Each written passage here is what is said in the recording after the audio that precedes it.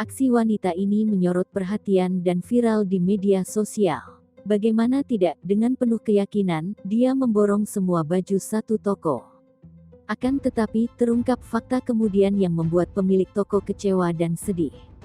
Semula tampak biasa saja saat wanita itu tiba-tiba datang ke sebuah toko baju dan mengangkut semua baju yang ada di gantungan toko tersebut. Bahkan wanita itu terlihat tertawa-tawa sambil memilih dan mengambil beberapa potong baju yang dipajang untuk diberikan ke pemilik toko. Sang pemilik toko pun tampak tak menaruh kecurigaan terhadap wanita tersebut, tetapi ia mengaku syok bak mimpi mendapati pelanggan yang memborong baju di tokonya.